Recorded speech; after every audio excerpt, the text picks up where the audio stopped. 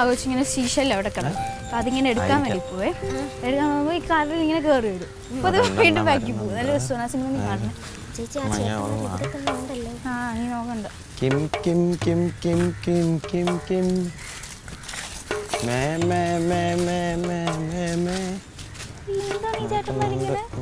ഞാൻ മാമന്റെ അടുത്ത് തോന്നി. മാമൻ പോലീസല്ലേ?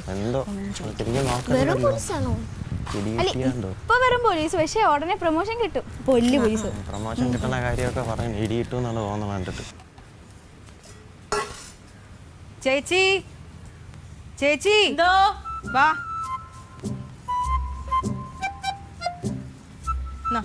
എന്താടി നോക്കെന്തുവാ മീൻ കറിയാണോ? പുളി കുറവാണോ? മണത്ത് നോക്കിയപ്പോ തന്നെ മനസ്സിലായോ? നീയല്ലേ വെച്ചത് ഊടിക്കാം. ഇങ്ങോട്ട് പുളി ഉണ്ടാന്ന് നോക്കട്ടെ. സീരിയസ് ആയിട്ട് എടുക്കും. അയ്യടാ ഒന്നും ഉണ്ടാക്കത്തുമില്ല. തരുന്നതും പോരാ. ദേ വരുന്നവിടെ. ആ വന്നല്ല. ഇന്ന് അനങ്ങി നടക്കും അങ്ങോട്ട് വരുന്ന്.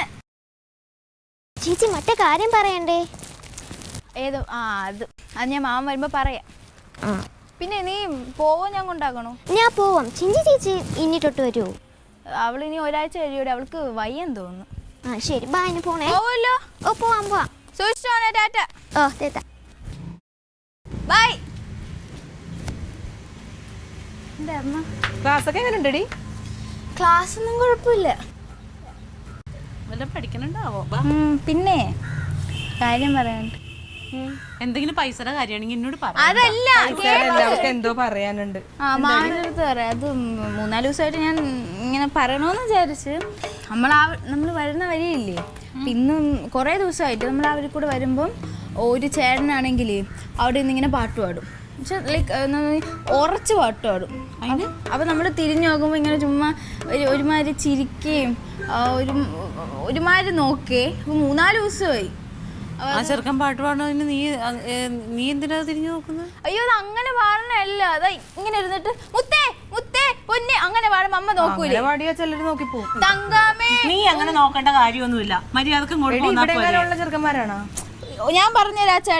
ആ ചേട്ടൻ പൂച്ച കണ്ണാണ്. ഞാൻ അധികം ശ്രദ്ധിച്ചു. ഞാൻ ജസ്റ്റ് ഇങ്ങനെ നോക്കിയേ ഉള്ളൂ.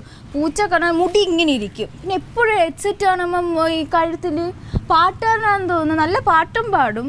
പിന്നെ ഒരു ഷൂസ് ഭയങ്കര കളർ ഷൂസാണ്.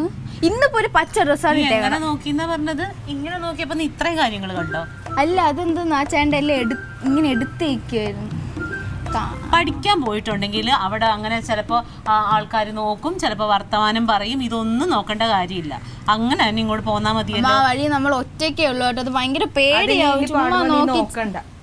എന്തെങ്കിലും പരിഹാരം കാണല്ലോ. അത് നോക്കാൻ പറയേണ്ട ആവശ്യമുണ്ടോ എനിക്ക്? നിന്നെ ഉപദ്രവിക്കാനൊന്നും വന്നില്ലല്ലോ. ഒരു പാട്ട് പാടി ചിലപ്പോ ആ ചെറുക്കൻ അല്ലാതെ പാടിയതാണെങ്കിൽ അതിനി അറിയാൻ പറ്റുമോ? ചിലപ്പോ ഇത് തുടക്കമാണെങ്കിൽ ആദ്യം ജസ്റ്റ് നോക്കിയതല്ല. ആദ്യത്തെ ദിവസം നോക്കി ചിരിക്കുന്നുണ്ടായിരുന്നുള്ളൂ.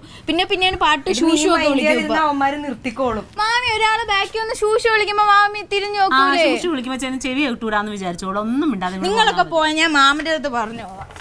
അപ്പൊ മാമൻ ചെന്ന് നോക്കിക്കോളൂ. അതൊന്നും പറഞ്ഞിട്ടൊരു കാര്യമില്ല. മാമന്റെ അടുത്ത് പറഞ്ഞ മാമൻ ഇപ്പൊ തന്നെ ചാടി പുറപ്പെടും. അല്ല ഇവിടെ എന്തും ഭാവിച്ചോണ്ടാ?